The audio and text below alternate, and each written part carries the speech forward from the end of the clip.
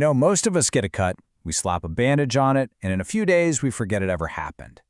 But what if it didn't heal? What if for weeks or even months, that wound just stayed? For millions of people, that's a reality. So today, we're going to pull back that bandage and figure out what's really going on. Right? It's a super frustrating and honestly a pretty painful question. A wound that just refuses to close. It feels like a mystery.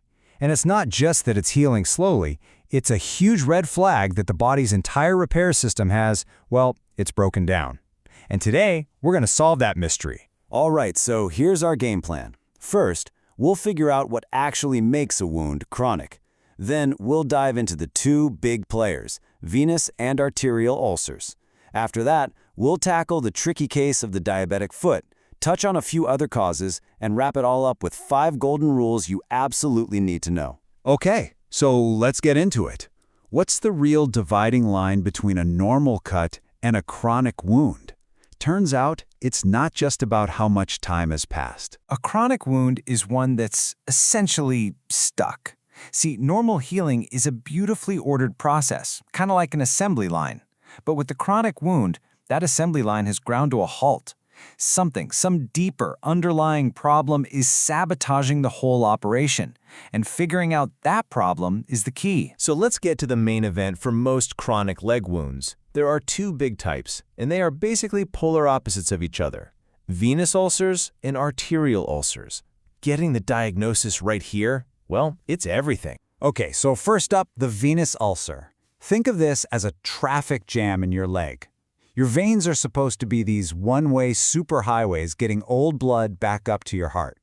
But when the gates on that highway, the valves in your veins, fail, blood starts backing up. It pools in your lower legs, creating all this pressure and swelling, until eventually the skin just can't take it anymore and breaks down. So how do you fix a traffic jam like that? Well, step 1, you fix the broken highway. You treat the faulty veins. Step 2, you clean up the mess, the wound itself. But step 3, this is the real game changer: compression. Using special bandages to literally squeeze that pooled fluid back up the leg. It is by far the most effective thing you can do for a venous ulcer. Now let's talk about the complete opposite problem, the arterial ulcer. If a venous ulcer is a traffic jam, an arterial ulcer is a delivery failure. This time the problem isn't the roads leading out, it's the roads coming in. The arteries that deliver fresh, oxygen-rich blood to your leg are blocked, and without that fuel, the tissue just starves and dies. It creates a wound from the outside in. And how do you spot this delivery failure? Well, there's a really simple but critical number: the ankle brachial index, or ABI. It's just a quick test that compares the blood pressure in your arm to the pressure in your ankle. If that number is 0.90 or less, ding, ding, ding, that's a huge red flag that you've got blocked arteries. It's a vital clue. Now this chart right here really lays it all out. Look at how different they are. The venous ulcer on the left is wet, messy, and feels better when you prop your leg up. The arterial one on the right, it's dry, looks like a perfect circle was punched out of the skin, and it hurts like crazy when you lift your leg. And the treatment? Complete opposites.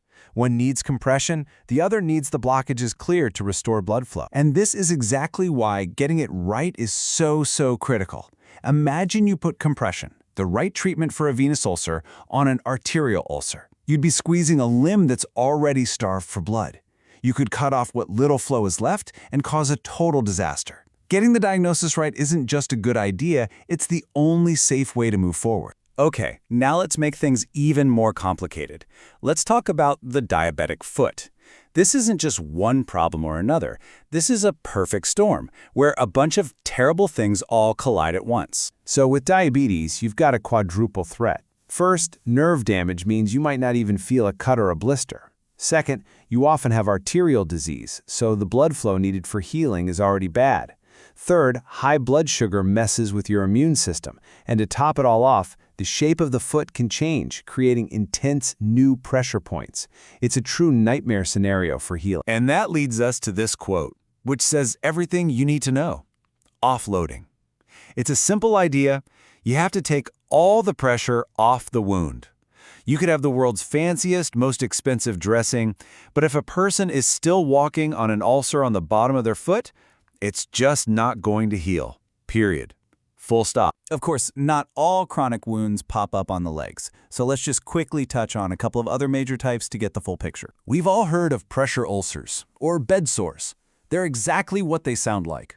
Wounds caused by too much pressure for too long, usually over a bony spot like your heel or tailbone. This is the classic example where an ounce of prevention is worth a pound of cure.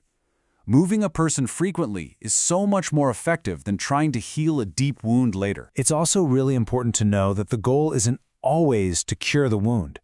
For wounds caused by a tumor breaking through the skin, healing might be impossible. And in that case, the goal shifts completely. It becomes about comfort, about managing pain, odor, and bleeding. It's about giving that person the best quality of life possible. Okay, we have covered a ton of ground, so let's boil it all down to the absolute essentials. Think of this as the expert's cheat sheet. If you remember nothing else, remember these 4 things. Rule number 1, the big one.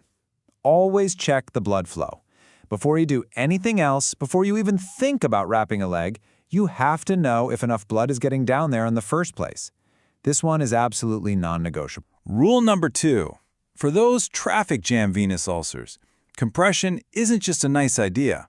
It is the cornerstone of therapy. It's the single most powerful tool we have to get that wound to heal and stay healed. Rule number 3, remember that quote? For a diabetic foot ulcer, offloading is king.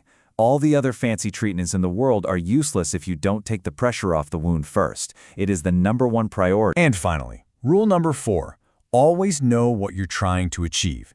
In palliative care, the goal changes. You shift from trying to cure the wound to caring for the person. Comfort and dignity become the top priority. So, when you peel it all back, a chronic wound is never, ever just a skin problem. It's a massive blinking sign that points to a much deeper issue. And knowing if you're dealing with a traffic jam or a delivery failure isn't just academic. It's the critical first step to actually helping someone heal. It really makes you wonder, doesn't it? What other problems that seem simple on the surface are actually way more complex underneath? Thanks for digging in with me.